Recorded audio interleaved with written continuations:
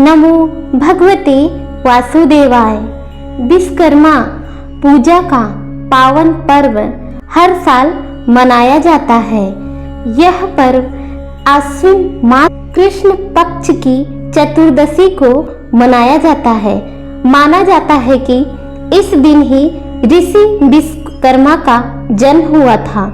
17 सितंबर को हर साल यह पर्व मनाया जाता है।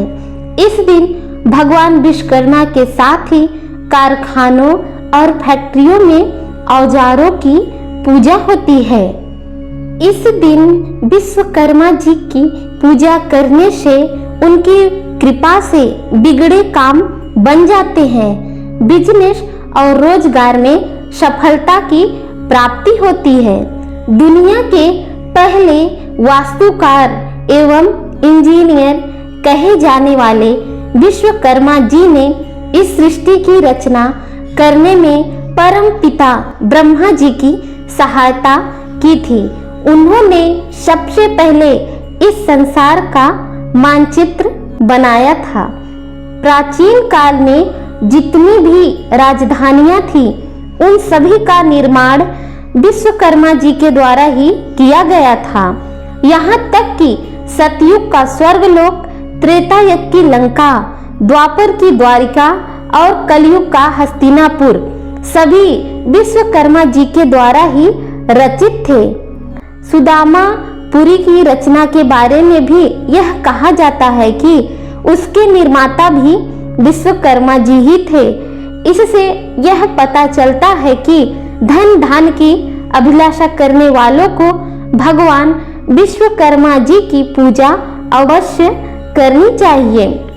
पौराणिक कथा के अनुसार प्राचीन काल में काशी नगरी में एक रथकार अपनी पत्नी के साथ रहता था।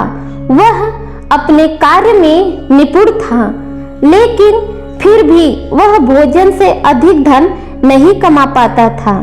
इस वजह से उसे बहुत परेशानियों का सामना करना पड़ता था। इतना ही नहीं, उसकी पत्नी पुत्र ना होने की वजह से वह बहुत दुखी भी रहती थी। वह दोनों पति पत्नी अक्सर पुत्र की प्राप्ति के लिए साधु के पास जाते थे, लेकिन उनकी इच्छा फिर भी पूरी नहीं हो पाती थी। एक दिन उनका एक पड़ोसी ब्राह्मण ने रथकार से कहा कि तुम दोनों भगवान विश्वकर्मा की पूजा करो, तुम्हारी हर इच्छा अवश्य पूर्ण होगी। अमावस्या तिथि को व्रत कर दोनों पति पत्नी ने भगवान विश्वकर्मा का महत्व सुनो। ऐसा करने के लिए पड़ोसी ने कहा। अपने पड़ोसी के ऐसा कहने पर अगले अमावस्या को रथकार की पत्नी ने भगवान विश्वकर्मा की पूजा पूरी श्रद्धा से की। उसकी भक्ति को देखकर भगवान विश्वकर्मा बेहद प्रसन्न हुए और उन्होंने उसे पुत्र होने का वरदान दिया। भगवान विश्वकर्मा के आशीर्वाद से रथकार की पत्नी को एक बेहद सुंदर खूबसूरत पुत्र हुआ। इसके बाद से दोनों पति पत्नी सुखी जीवन व्यतीत करने लगे। धर्म ग्रंथों में विश्वकर्मा को सृष्टि के रचयिता ब्रह्मा जी का वंशज माना गया है। ब्रह्मा जी के पुत्र धर्म तथा धर्म के पुत्र वास्तुदेव थे, जिन्हें शिल्प शास्त्र का आदि पुरुष माना जाता है। इन्हीं वास्तुदेव की अंगरसी नामक पत्नी से विश्वकर्मा का जन्म हुआ था।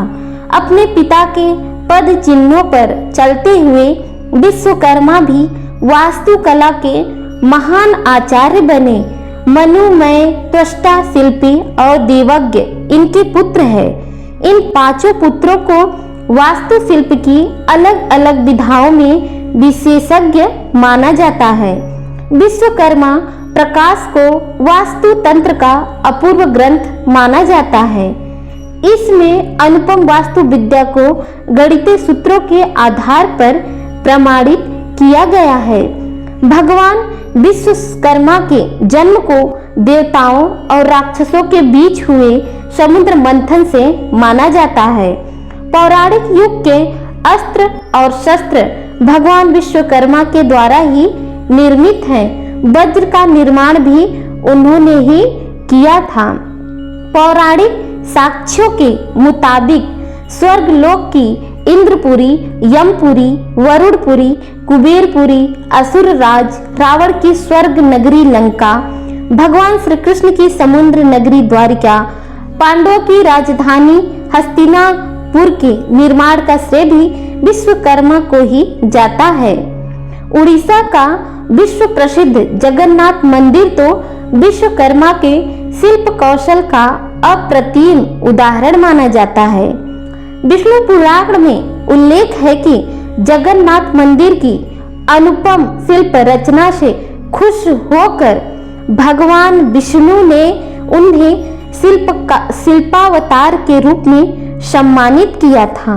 माना जाता है कि विश्वकर्मा ने लंका का निर्माण किया था।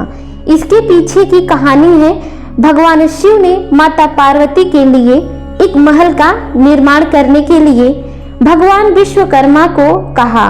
भगवान विश्वकर्मा ने सोने का महल बना दिया। इस महल के पूजन के दौरान भगवान शिव ने राजा रावण को आमंत्रित किया। रावण महल को देखकर मंत्रमुग्ध हो गया और जब भगवान शिव ने उसकी दक्षिणा में कुछ देने को कहा तब उसने महल ही मांग लिया। भगवान शिव ने उसे महल दे दिया और वापस पर्वत पर चले गए।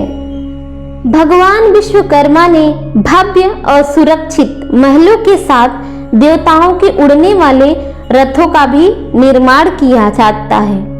यही नहीं, भगवान विष्णु को चक्र, शिव जी का त्रिशूल, इंद्र का वज्र, हनुमान को गदा और कुबेर को पुष्पक विमान विश्वकर्मा ने ही प्रदान किए थे। सीता स्वयंवर में जिस धनुष को श्री राम जी ने तोड़ा था वह भी विश्वकर्मा के हाथों से बना था।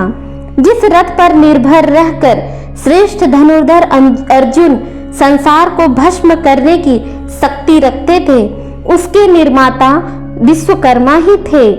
पार्वती के विवाह के लिए जो मंडप और वेदी बनाई गई थी वह भी विश्वकर्मा जी ने ही तैयार की थी।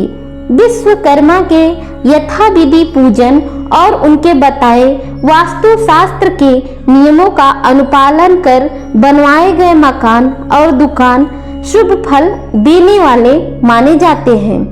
इनमें कोई वास्तु दोष नहीं माना जाता।